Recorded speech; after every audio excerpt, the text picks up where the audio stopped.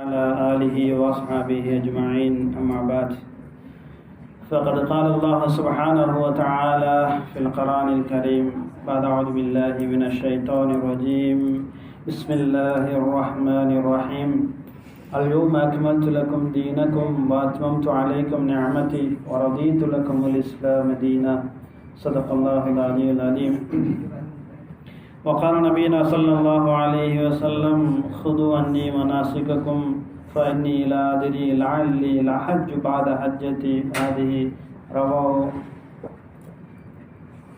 أو كما قال عليه الصلاة والسلام.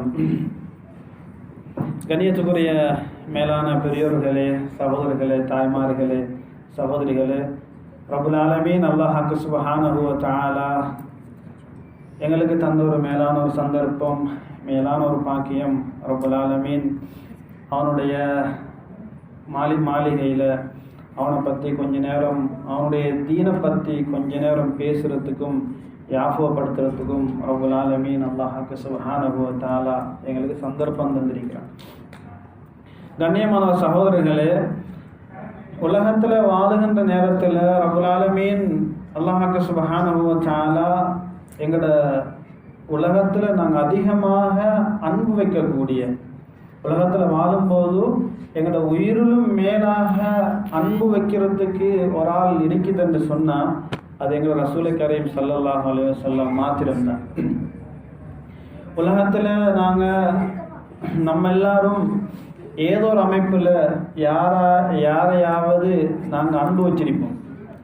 உலகத்தில் வாழும்போது எங்களோட குழந்தைகளை நாங்கள் அன்பு வச்சிருக்கலாம், மனைவியில் அன்பு வச்சிருக்கலாம், தாய் தகப்பனில் நாங்கள் அன்பு வச்சிருக்கலாம். எல்லாருடைய அன்பும் நாங்கள் வைக்கத்தான் வேணும். இருந்தாலும் அந்த அன்பு உயிரிலும் மேலாக வைக்க முடியாது. எங்களோட உயிரை கொடுத்து ஒரு அன்பு கொடுக்கணுமாக இருந்தால் எங்களை ரசூலை கரீம் ஸல்லல்லாஹு அலைஹி வஸல்லம் அவர்களுக்கு மாத்திரம்தான். ஏனென்றால் ரப்புல் ஆலமீன் அல்லாஹ் சுப்ஹானஹு வ தஆலா அல் குர்ஆன்ல சொல்லி காட்டுகின்றான், யௌம யஃபிருல் மர்உ மின் அஹீஹி வ உம்மிஹி வ அபீஹி வ ஸாஹிபதிஹி வ பனீஹி வ குல்லி இம்ரின் மின்ஹும் யௌமைதின் ஷஅனி யுக்னி. ரப்புல் ஆலமீன் அல்லாஹ் சுப்ஹானஹு வ தஆலா அல் குர்ஆன்ல சொல்லுகின்றான், கியாமத்துடைய நாளையில் ஒவ்வொருத்தரையும் பார்த்து ஒவ்வொருத்தர் விரண்டு ஓடுவாங்க. யௌம யஃபிரு என்று அல்லாஹ் சுப்ஹானஹு வ தஆலா அல் குர்ஆன்ல சொல்லுகின்றான்.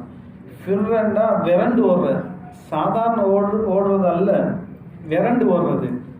உதாரணமாக ஒருத்தர் ஒரு ஓட்டா போட்டியில் ஓடிக்கொண்டிருக்கிறார், ரன்னிங் செஞ்சு கொண்டிருக்கிறாருண்டா அது ஓடுறது.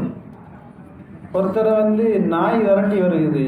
ரோட்டாவில் போகும்போது எங்களுக்கெல்லாம் சிறு வயதில் நாய்கள் விரட்டி இருக்கும், நாங்கள் ஓடி இருப்போம். எப்படி ஓடி இருப்போம்? விரண்டு ஓடி இருப்போம். அந்த நாய் ஒரு சத்தம் போட்டாலே நாங்கள் அங்கே நிற்போம், அவ்வளோ ஓடுவோம். அல்லாஹ் சுப்ஹானஹு வ தஆலா யௌம யஃபிர் என்று குர்ஆன்ல சொல்றான், விரண்டு ஓடுவாங்க கியாமத்துடைய நாளையில். எவ்வாறு எங்களை நாய் துரட்டி வந்தால் நாங்கள் விரண்டு ஓடுவோமோ அது கிட்டே மாட்டிடக்கூடாது என்று விரண்டு ஓடுறதை போல இந்த மனிதர்கள் கியாமத்துடைய நாளையில் தந்தையை பார்த்து மகன் விரண்டு ஓடுவார், மனைவியை பார்த்து கணவன் விரண்டு ஓடுவாங்க, குழந்தையை பார்த்து தந்தை ஓடுவார், குழந்தைகள் தந்தையை பார்த்து ஓடுவாங்க. இப்படி என்று ரப்புல் ஆலமீன் அல்லாஹ் சுப்ஹானஹு வ தஆலா அல் குர்ஆன்ல சொல்லி காட்டுகின்றான். கியாமத்துடைய நாளையில் விரண்டு ஓடுவார்கள். ஏன் விரண்டு ஓடுவார்கள் என்று சொன்னால், என்னிடத்திலிருந்து ஏதாவது ஒரு அமலை அவங்க கேட்டு எடுத்துருவாங்க என்றதுக்காக வேண்டி விரண்டு ஓடுவாங்க. கியாமத்துடைய நாளையில் ஏதாவது ஒன்றை கேட்டுருவாங்களோ என்று பயத்தில் விரண்டு ஓடுவாங்க. அன்றைய நாளில் எங்களை ரசூலை கரீம் ஸல்லல்லாஹு அலைஹி வஸல்லம் அவர்கள் மாத்திரம்தான் யா உம்மதி யா உம்மதி என்பதாக சொல்லி கொண்டிருப்பார்கள். நாமெல்லாம் யா நஃப்ஸி யா நஃப்ஸி, என்னுடைய நிலைமை என்னவாகுமோ, என்னுடைய ஹாலாத்துகள் என்னவாகுமோ என்று சொல்லி என்னை பற்றி நான் கவலைப்பட்டு கொண்டு விரண்டோடி கொண்டிருப்பேன். யாரை பார்த்தும் சந்திக்காம, யாருடனும் பேசாம, யாரையாவது சந்திச்சா அவங்க என்னிடத்திலிருந்து ஏதாவது ஒரு நல்ல அமலை கேட்டு எடுத்துருவாங்க என்ற பயத்தில் விரண்டு ஓடிக்கொண்டிருக்கிற சந்தர்ப்பத்தில் நபி ஸல்லல்லாஹு அலைஹி வஸல்லம் அவர்கள் மாத்திரம் யா உம்மத்தி, என்னுடைய சமுதாயமே, என்னுடைய உம்மத்து, எங்களை பற்றி தான் கவலைப்பட்டு கொண்டிருப்பாங்க. அதனால தான் நான் சொன்னேன், உலகத்தில் அன்பு வைக்கணுமாக இருந்தால், இருளும் மேலாக அன்பு வைக்கணுமாக இருந்தால் என் ரசூலை கரீம் ஸல்லல்லாஹு அலைஹி வஸல்லம் அவர்களுக்கு மாத்திரம்தான் நாங்கள் அன்பு வைக்கணும்.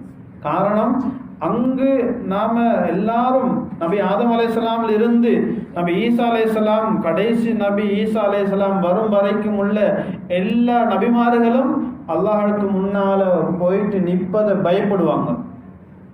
எங்கட ரசூலை கரீம் ஸல்லல்லாஹு அலைஹி வஸல்லம் அவர்கள் மாத்திரம்தான் அல்லாஹ்வுக்கு முன்னால வீதி சுஜூதுல விழுவாங்க. அல்லாஹ் சுப்ஹானஹு வ தஆலா சொல்லுவான், யா முஹம்மத் இர்ஃபா ரஅஸக் ஸல் துஅதக். ஏ முஹம்மதே ஸல்லல்லாஹு அலைஹி வஸல்லம், உங்களோட தலையை உயர்த்துங்க, நீங்க கேளுங்க, உங்களுக்கு கொடுக்கப்படும் என்பதாக ரப்புல் ஆலமீன் அல்லாஹ் சுப்ஹானஹு வ தஆலா சொல்லுவான். எல்லா நபிமார்களும் விரண்டு ஓடுவாங்க. எங்களோட ரசூலை கரீம் மாத்திரம்தான் சுஜூதுல விழுந்து அல்லாஹ் இடத்துல கேட்பாங்க, தலையை உயர்த்து, யா அல்லாஹ் என்னுடைய உம்மத்து, யா உம்மத்தி என்று சொல்லும் போது அல்லாஹ்வுடைய கோபம் திரும்ப கூட ஆரம்பிக்கும். திரும்ப ரசூலுல்லாஹி ஸல்லல்லாஹு அலைஹி வஸல்லம் சுஜூதுல விழுவாங்க. அல்லாஹ் சுப்ஹானஹு வ தஆலா சொல்லுவான், யா முஹம்மத் இர்ஃபா ரஅஸக் ஸல் துஅதக். ஏ முஹம்மதே ஸல்லல்லாஹு அலைஹி வஸல்லம், உங்களோட தலையை உயர்த்துங்க, கேளுங்க, உங்களுக்கு கொடுக்கப்படும் என்பதாக ரப்புல் ஆலமீன் சொல்லும்போது திரும்பவும் நபி ஸல்லல்லாஹு அலைஹி வஸல்லம் உம்மத்தி என்று சொல்ல வரும்போதே அல்லாஹ்வுடைய கோபம் திரும்பவும் கூட ஆரம்பிக்கும். ஒரு வாட்டி இல்லை, 2 வாட்டி இல்லை, 3 வாட்டி இல்லை, 4 தடவைக்கு மேலே நபி ஸல்லல்லாஹு அலைஹி வஸல்லம் சுஜூதுல விழுவாங்க. அதற்கு பின்னால் தான் ரப்புல் ஆலமீன் சொல்லுவான், சரி உங்களுடைய உம்மத்திலிருந்து யாராவது அனுப்புங்க, கேள்வி கணக்கு ஆரம்பிப்போம் என்பதாக ரப்புல் ஆலமீன் சொல்லுவாங்க. இந்த சப்ஜெக்ட் ஒரு நீளமான விஷயம், கியாமத்துடைய நாளில் பேச வேண்டிய விஷயங்கள், அது தொடர்ந்து கொண்டே போயிடும். அதனால் நான் சுருக்கமாக சொல்கிறேன், நபி ஸல்லல்லாஹு அலைஹி வஸல்லம் அந்த இக்கட்டான நிலைமையிலும் கூட, அந்த சிரமமான நேரத்தில் எங்களுக்காக வேண்டி அல்லாஹ்விடத்தில் சிபாரிசு செய்யக்கூடிய, எங்களுக்காக வேண்டி பரிந்து பேசக்கூடிய நிலைமை அந்த நேரத்தில் செய்வாங்கண்டா அது ரசூலை கரீம் ஸல்லல்லாஹு அலைஹி வஸல்லம் மாத்திரம்தான். அதனால தான் நான் சொல்லுகின்றேன், உயிருளும் மேலாக எங்கள் நபி ஸல்லல்லாஹு அலைஹி வஸல்லம் அவர்கள் மீது நான் அன்பு வைக்கணும் என்று சொல்லுகின்றேன். அதே போன்றுதான் எங்களோட உயிருளும் மேலான எங்கள் ரசூலை கரீம் ஸல்லல்லாஹு அலைஹி வஸல்லம் அவங்களுடைய கடைசி நேரம், அவங்களுடைய ஹஜ்ஜத்துல் விதா அல்லது ஹஜ்ஜத்துல் வதா என்று 2 மாதிரி சொல்லலாம். நபி ஸல்லல்லாஹு அலைஹி வஸல்லமுடைய கடைசி ஹஜ்ஜி, உலகத்தில் வாழும்போது ரசூலை கரீம் ஸல்லல்லாஹு அலைஹி வஸல்லம் ஒரே ஒரு ஹஜ்ஜி தான் செஞ்சாங்க. அதுவும் கடைசி ஹஜ்ஜி. அவங்களோட வாழ்நாளில் ஹஜ்ஜுக்கு பின்னால் 83 நாட்கள் தான் உயிரோடு இருந்தாங்க. அதுக்கு பின்னால் ரப்புல் ஆலமீன் நபி ஸல்லல்லாஹு அலைஹி வஸல்லம் அவங்களை அழைத்து கொண்டான். ஆக கண்ணியமானவர்களே, நான் சொல்ல வர விஷயம் என்னென்றா, நாங்கள் உயிருளும் மேலாக அன்பு வைக்கக்கூடிய இந்த ரசூலை கரீம் ஸல்லல்லாஹு அலைஹி வஸல்லம் அவங்க அவர்களுடைய கடைசி நேரத்தில் சொன்ன சில வாசகங்கள் இருக்கின்றது. அதுதான் ஹஜ்ஜத்துல் விதாவில் சொன்ன சில உபதேசம். இந்த உம்மத்துக்காக வேண்டி சின்னொரு பயான் செஞ்சாங்க. அந்த பயான் தான் நபி அவங்களுடைய கடைசி வாசகம், கடைசி ஹுத்பாவில் நபி அவர்கள் எங்களோட உம்மத்துக்காக வேண்டி சொன்ன விஷயம். ஏனென்றால் நான் இதை சொல்லுகிறேன், உலகத்தில் நாம் வாழும்போது சாதாரண எங்களுடைய தந்தையோ அல்லது எங்களுடைய மனைவியோ அல்லது எங்களுடைய குழந்தைகளோ நாங்கள் அன்பு வச்சு கொண்டிருப்போம்.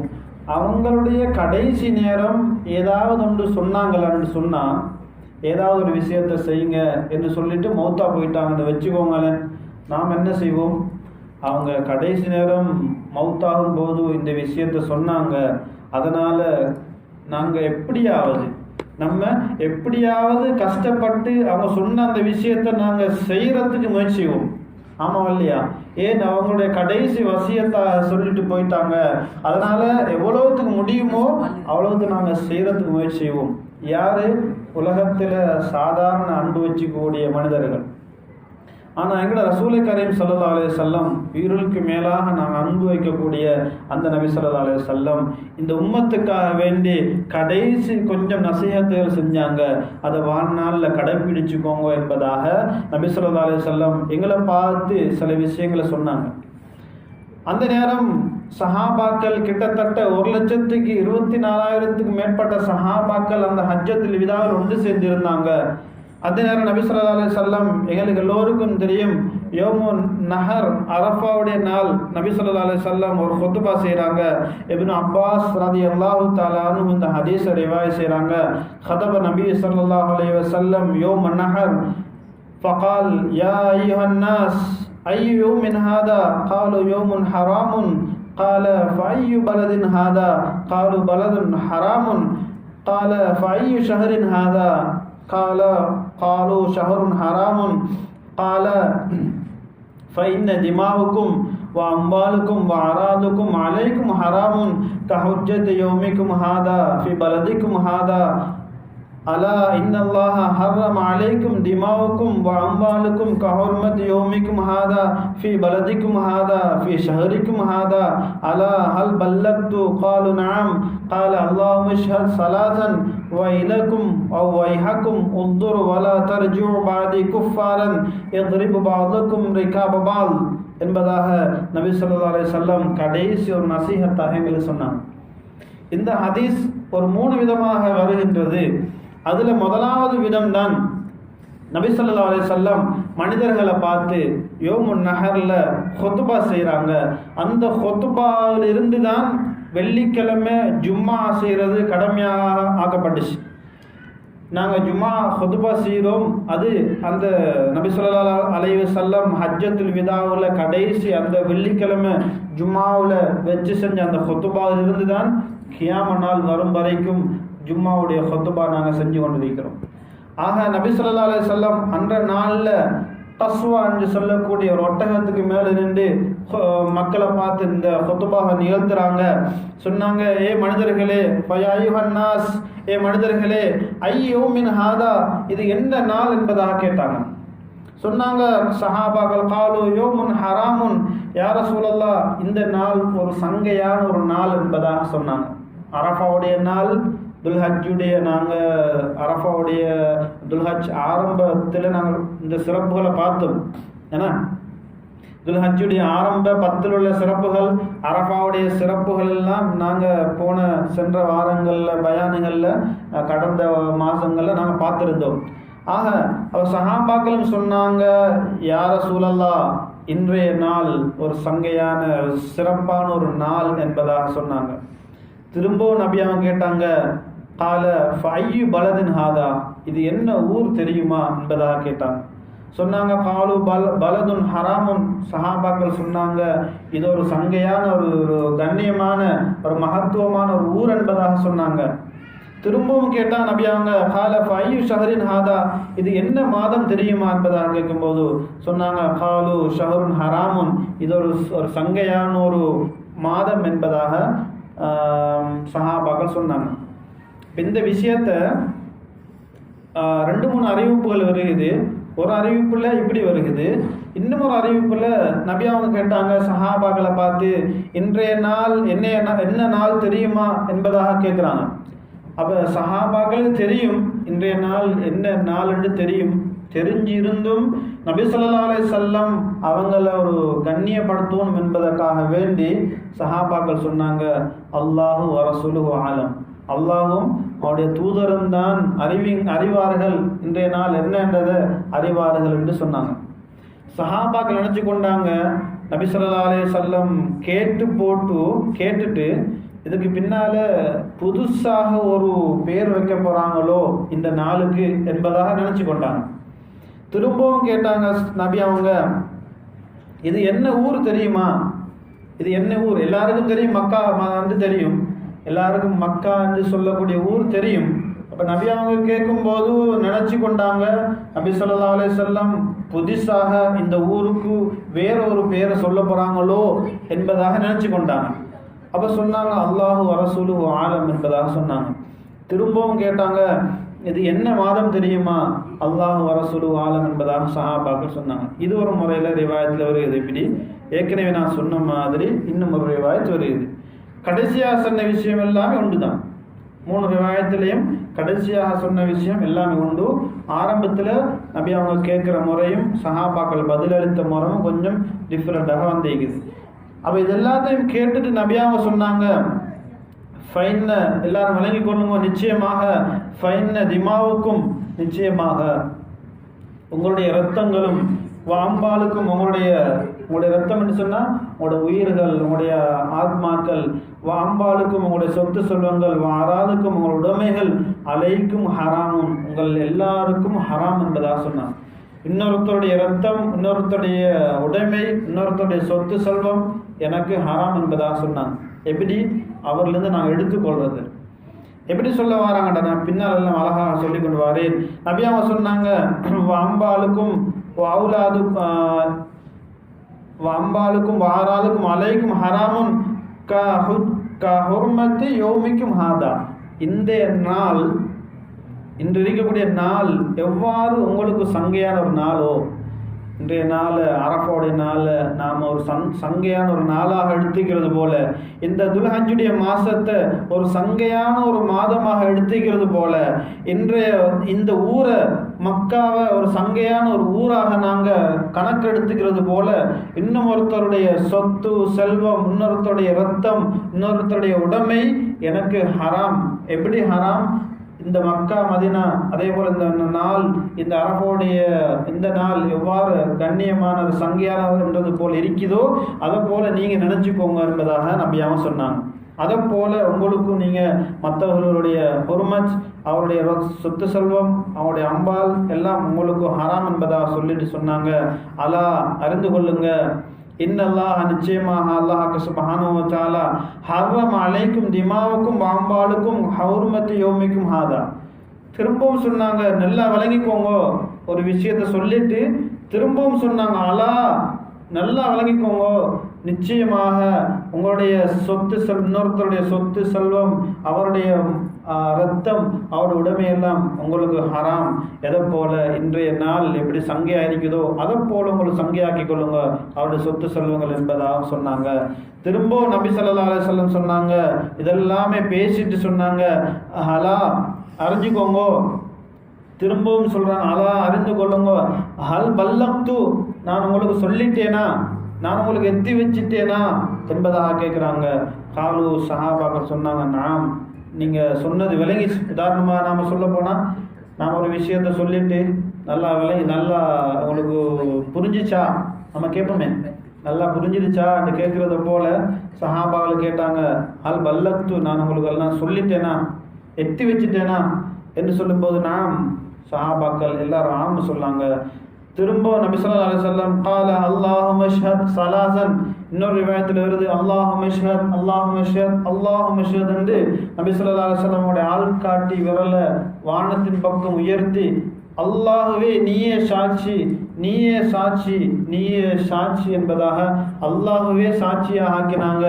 நான் எனக்கு எத்தி வச்ச அந்த தீனை மக்களுக்கு நான் சொல்லிட்டேன், அதுக்கு நீயே சாட்சி என்பதாக அல்லாஹ்வையும் சாட்சியாக்கிட்டு சொன்னாங்க. வைலக்கும் வைஹக்கும் உதுரு வலா தர்ஜு பாதி குஃபாரன் யத்ரிபு பாதக்கும் ரிகாப் பால். நபி அவங்க சொன்னாங்க, இதுக்கு பின்னால யாரெல்லாம் இஸ்லாத்துக்கு வந்து இஸ்லாத்தை விட்டுட்டும் மதம் மாறி போகிறாங்களோ அவர்களுக்கு வைஹக்கும் என்னது கேவலம், வயல் உண்டாகட்டும், நாசம் உண்டாகட்டும். உந்தொரு அறிஞ்சுக்கோங்க, வலா தர்ஜு பாதி குஃபாரா, இதுக்கு பின்னால எனக்கு பின்னால நீங்க காஃபிர்களாக மாறிடாதீங்க. எல்தரிபு பாதக்கும் ரிகாபபால், சிலர்களுடைய கழுத்தை சிலர்கள் சும்மா நீங்க அநியாயமாக வெட்டிட வேண்டாம், அப்படின்னு சண்டை போட்டுக்கொள்ள வேண்டாம், ஒருத்தருக்கு ஒருத்தர் அடிச்சு கொண்டு சண்டை போட்டுக்கொள்ள வேண்டாம் என்பதாக நபி ஸல்லல்லாஹு அலைஹி வஸல்லம் சொன்னாங்க. இந்த ஹதீஸை அறிவிக்கிறதுக்கு முன்னால் நபி அவங்க எல்லா இந்த குத்துபா செய்யறதுக்கு முன்னால் சஹாபாக்கள்லாம் ஒன்று சேர்த்தாங்க. கிட்டத்தட்ட 1,00,000க்கு மேற்பட்ட சஹாபாக்கள் இருந்து அவங்கள்கிட்ட சொன்னாங்க, ஹுது அன்னி மனாசிக்கும், என்னிடத்திலிருந்து ஹஜ்ஜுடைய இபாதத்துடைய எல்லா விஷயங்களையும் கேட்டு தெரிஞ்சுக்கோங்க. ஏனென்றா ஃபைன்னி லா அதிரி லஅல்லி லஹஜ்ஜு பாதி ஹஜ்ஜதி ஹாதிஹி, இந்த ஹஜ்ஜுக்கு பின்னால வரக்கூடிய வருடம் நான் ஹஜ்ஜு செய்வனோ தெரியாது, அதனால இந்த வருடமே ஹஜ்ஜுடைய இபாதத்துகளை என்னிடத்திலிருந்து கேட்டு பெற்றுக்கோங்க, படிச்சு கொள்ளுங்க என்பதாக நபி ஸல்லல்லாஹு அலைஹி வஸல்லம் சொன்னாங்க. சஹாபாக்கள் இப்படி சொல்லும் போதே சஹாபாக்களுக்கு அதிகமான சஹாபாக்களுக்கு கவலை வந்துடுச்சு. ஏன்னா நபி ஸல்லல்லாஹு அலைஹி வஸல்லமுடைய கடைசி ஹஜ் என்று சொல்கிறாங்க.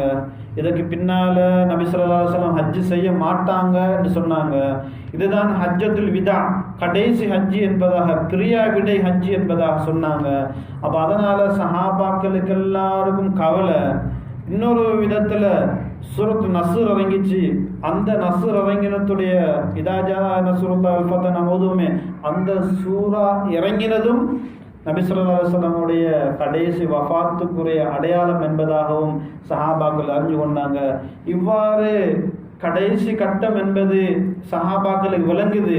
அதனால சஹாபாக்கள் எல்லாம் ஒரு தந்தை ஒரு குழந்தைக்கிட்ட எப்படி வசியத் செய்யும் போது எவ்வளவு ஆர்வமாக கேட்டு, எவ்வளோ ஆசையாக, எவ்வளோ அவசரமாக அதை சரியாக கேட்டு அதை நிறைவேற்றணும் என்றத்தில் அந்த முயற்சி செய்வாங்களோ, அதுபோல் சஹாபாக்கள் கேட்டு கேட்டு படித்து கொண்டாங்க.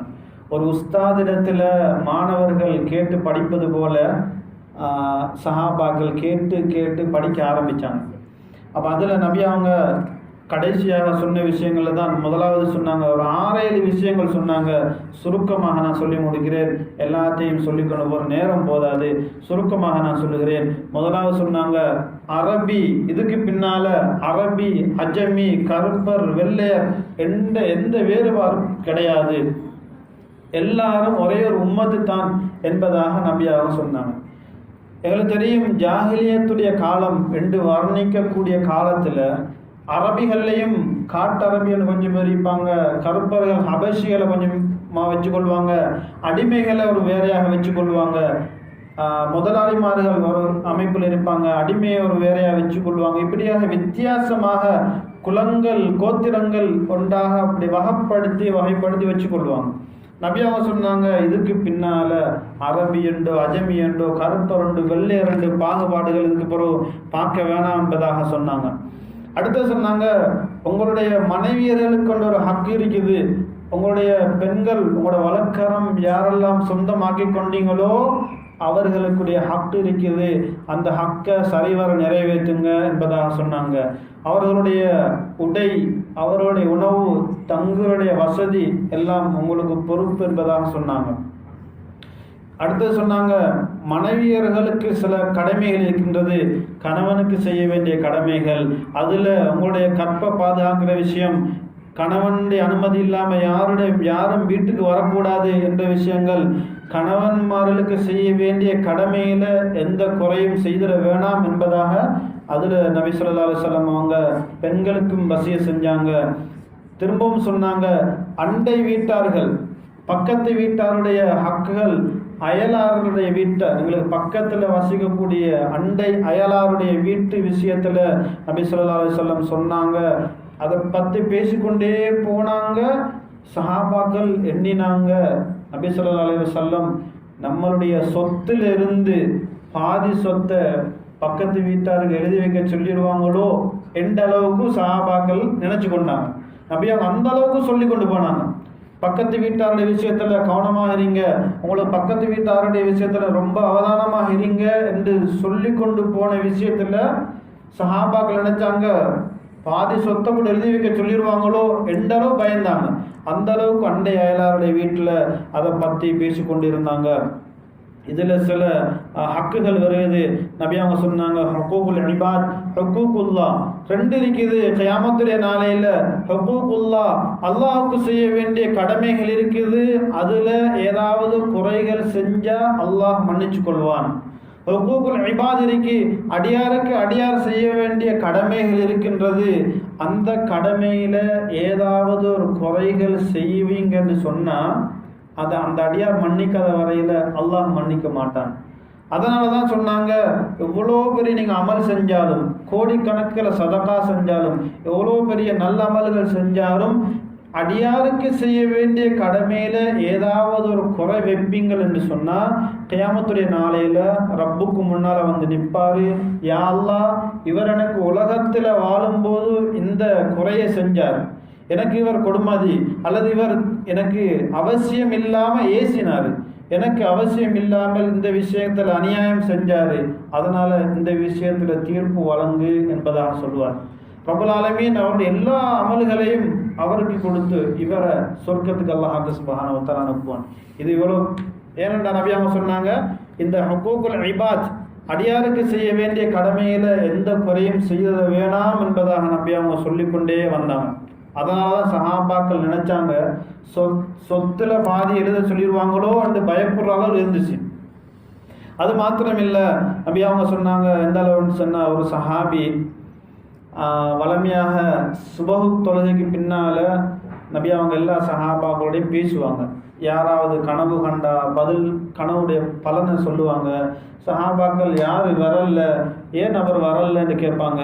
ஏன் அவருக்கு ஏதாவது உடம்பு முடியலையா, எல்லாரும் போய் பார்க்குறதுக்கு போவாங்க. இப்படியான விஷயங்களை சுபஹு தொழுகைக்கு பின்னால் செய்வாங்க. ஒரு நாள் பார்க்குறாங்க, ஒரு சஹாபி சுபஹு தொழுகிறதுக்கு பின்னால் அவசரமாக எழுப்பிட்டு போகிறார்.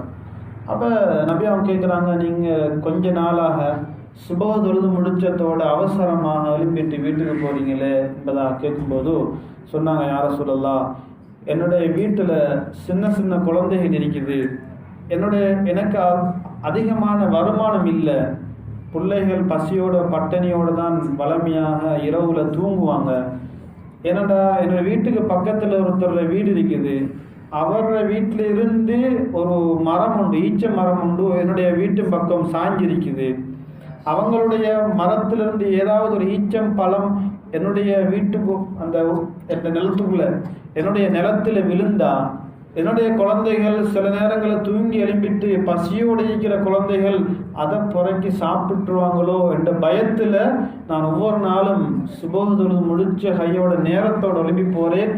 அங்கே கிடக்கக்கூடிய பேரிச்சம்பழங்களை புறக்கி அவங்களுடைய அந்த நிலத்துக்குள்ளே அப்படியே போட்டுடுறது, அதுக்காக வேண்டி போகிறேன் என்பதாக சொன்னாங்க. அப்போ பாருங்க, சாதாரண ஒரு இந்த பழம்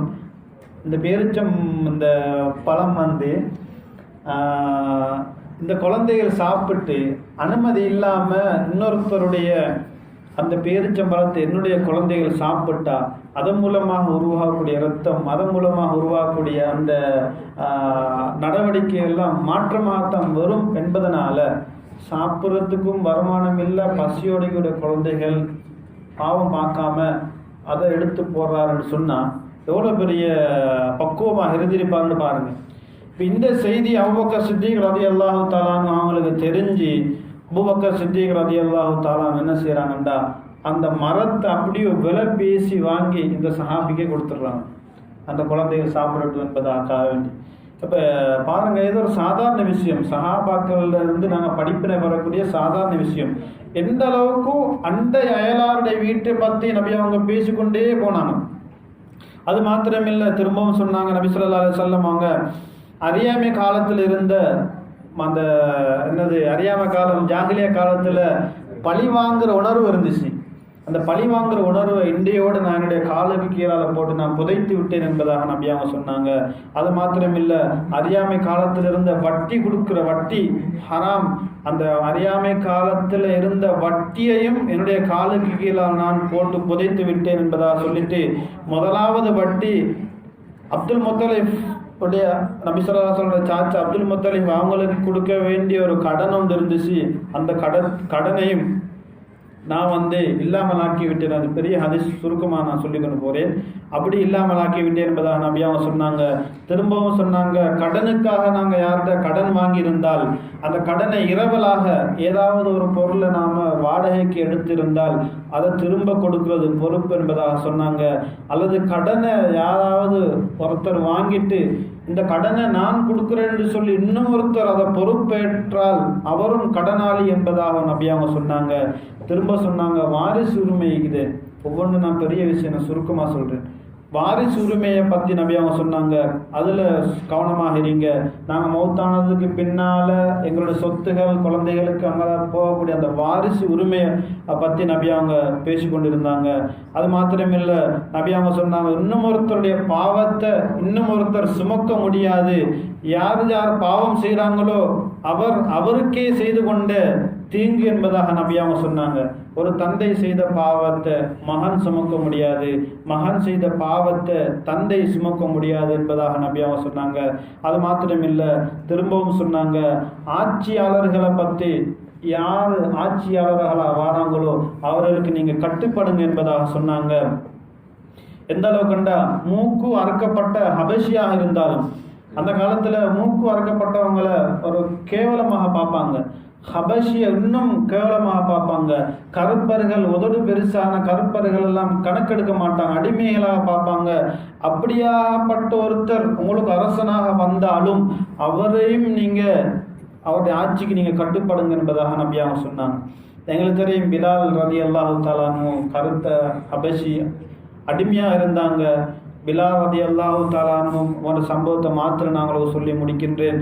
பிலால் ரலியல்லாஹு தஆலா எங்களுக்கு எல்லோருக்கும் தெரியும், அடிமையாக இருந்து இஸ்லாத்தை ஏற்றுக்கொண்டாங்க.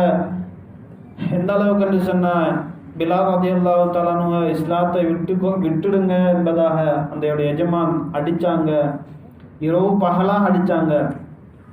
இரவுல சவுக்கால் அடிப்பாங்க, சாட்டையால் அடிப்பாங்க. அவங்களுடைய கருத்த மேனியெல்லாம் பிஞ்சிருக்கும், அந்த சதையெல்லாம் வெளியாக இருக்கும். பகல் நேரத்தில் சவுதியில் எப்படி வெயில்னு தெரியும், அந்த வெயிலில் பாலைவனத்தில் அந்த சூட்டில் அந்த உடம்பை அப்படி அவங்கள அப்படியே தூக்கி போடுவாங்க. மேலே பாறங்கல்ல தூக்கி வைப்பாங்க. அப்படியோ அந்த சூட்டில் அந்த பாலைவனத்தில் பிலால் ரலியல்லாஹு தஆலா உடம்புல காயம் வேற, மேலே பாறங்கல்ல தூக்கி வச்சிருக்கிறாங்க. அப்படி இருந்து கொண்டு பிலால் ரலியல்லாஹு தஆலா சொன்ன வார்த்தை அஹத் அஹத், அல்லாஹ் ஒருத்தன், அல்லாஹ் ஒருத்தன் என்பதாக சொல்லி கொண்டிருப்பாங்க. இந்த இப்படியான சஹாபிய நபி ஸல்லல்லாஹு அலைஹி வஸல்லம் என்ன சொன்னாங்கன்னா, பின்னால் இஸ்லாத்தை இவ்வளோ சிரமப்பட்டும் அவங்க இஸ்லாத்தை விடாமல் இருந்தாங்க. நபி அவங்க சொன்னாங்க, அவங்களுக்கு கொடுத்த கண்ணியம் எத்தனையோ சஹாபாக்கள் இருக்கத்தக்கன. ஃபத்ஹு மக்காவில் மக்கா வெற்றி கிடைச்சிட்டு மக்கா வெற்றி கொள்ளப்பட்டுட்டு நபி அவங்க சொன்னாங்க, யா பிலால் அத்தின், அதான் சொல்லுங்க, காபாவுக்கு மேலே ஏறி அதான் சொல்லுங்க என்பதாக நபி அவங்க சொன்னாங்க. எத்தனையோ பெரிய பெரிய செல்வந்த சஹாபாக்கள் இருக்கத்தக்கன. அப்துர்ரஹ்மான் ஆஃப் ரலியல்லாஹு தஆலா இருந்தாங்க. அவங்களுடைய சொத்து செல்வம் மக்காவில் அல்லது மதீனாவில் சொத்துடைய உதாரணமாக அவங்களோட வியாபார பொருட்கள்லாம் வருமாம். ஷாம்ல முடிவு இருந்தால் மதீனாவில் ஆரம்பமிக்குமா. ஒட்டகத்தில் ஒவ்வொரு ஒட்டகமாக அப்படியோ ஒன்றன் பின்னாக ஒன்றாக கோச் ட்ரெயின் போகுமே, ட்ரெயின் போகுதான், ட்ரெயினில் ஒவ்வொரு பொட்டி ஆகிக்குமே, பாக்ஸாக. அந்த ஒவ்வொரு பாக்ஸில் ஒவ்வொரு ஜாமான் எடுத்துகிட்டு போவாங்களே, சில நேரங்கள் அந்த கேடிஎம்ல போகும், அப்படின்னா பெருசாக போய் கொண்டிருக்கும். அப்படியாக நீளமான வியாபார வண்டி, உதாரணமாக அந்த காலத்தில் இருந்த காபோ மாதிரி அந்த வியாபார பொருட்களில் வந்து கொண்டிருக்குமா. ஆரம்பம் மதீனாவில் என்று சொன்னால் முடிவு ஷாமில் இருக்குமா. அந்த அளவுக்கு தூரம் அவங்களுடைய வியாபார பொருட்கள் வந்து கொண்டிருக்குமா.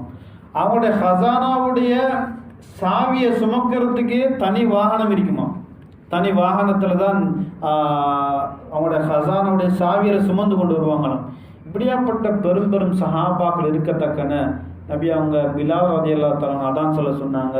சஹாபாக்கள் எல்லாம் திரும்பி பார்த்தாங்க, என்ன இவங்களை அதான் சொல்றாங்களே. அவங்க அதான் சொல்லும் போதும் கொஞ்சம் நாவு கொஞ்சம் திக்கல், நாவு கொஞ்சம் கிளியராக இருக்காது. அப்படி இருக்கத்தக்கன நபி அவங்க சொன்னாங்க அதான் சொல்லி. இப்போ சஹாபாக்கள்லாம் பின்னால் கேட்டாங்க, ஏன் இவ்வளோ பெரிய ஆட்கள் நல்ல மக்கள் இருக்கத்தக்கன அவங்களிடத்துல சொன்னீங்க அப்படி சொல்லும்போது எந்த அளவு சொன்னாங்கண்டா, நபி ஸல்லல்லாஹு அலைஹி வஸல்லம் அல்லாஹ் சுப்ஹானஹு வ தஆலா ஆரம்பத்தில் தொழுகையை கடமையாக்கும் போது, தொழுமையை மிஅராஜில் போயிட்டு தொழுகையை கடமையாக எடுத்துட்டு வந்துட்டு நபி அவங்க தொழுகிற முறை தெரியா இருக்கிற நேரம் அதான் சொல்றேன்னு அதை பிலால் ரலியல்லாஹு தஆலா அதான் சொல்லுவாங்க. ஜிப்ரீல் அலைஹிஸ்ஸலாம் அந்த தொழுகையுடைய விஷயத்தை படிச்சு கொடுத்தாங்க. எந்த அளவு என்று சொன்னால் அல்லாஹ் சுப்ஹானஹு வ தஆலா பிலால் ரலியல்லாஹு தஆலா உலகத்தில் அதான் சொன்னா அங்க பைத்துல் மாமூர்ல மலக்குமார்கள் தொழ ஆரம்பிப்பாங்களாம். இந்த சத்தத்தை அல்லாஹ் சுப்ஹானஹு வ தஆலா பைத்துல் மாமூர் வரும் வரைக்கும் அல்லாஹ் கொண்டு போய் சேர்த்திருந்தான் என்பதாக நபி அவங்க சொன்னாங்க. இவ்வளோ பெரிய அந்தஸ்து இந்த பிலால் ரலியல்லாஹு தஆலா அவங்களுக்கு இருக்குது. எந்த அளவுண்டா என்னுடைய உம்மத்தில் எனக்கு முன்னால சொர்க்கம் போறது எப்படி நபி அவங்களுக்கு முன்னால சொர்க்கம் போறேன்டா, நபி அவங்க ஒட்டகத்தில் அல்லது குதிரையில் இருப்பாங்க. சொர்க்கத்துக்கு போறதுக்கு முன்னால அதனுடைய கயிற்றை பிடிச்சு கொண்டு பிலால் ரலியல்லாஹு தஆலா தான் முதலாவது சொர்க்கத்துக்குள்ள போவாங்க என்பதாக நபி அவங்க சொன்னாங்க. இவ்வளோ பெரிய அந்தஸ்தை அந்த ஹபஷி அடிமை பிலால் ரலியல்லாஹு தஆலா அவங்களுக்கு கொடுத்த காரணம் உலகத்தில் இந்த கஷ்டப்படுத்தும் போது, இந்த காபிர்கள் அடிக்கும் போதும் அஹது அல்லாஹ் ஒருத்தன் சொன்னதுனால என்பதாக நபி அவங்க சொன்னாங்க.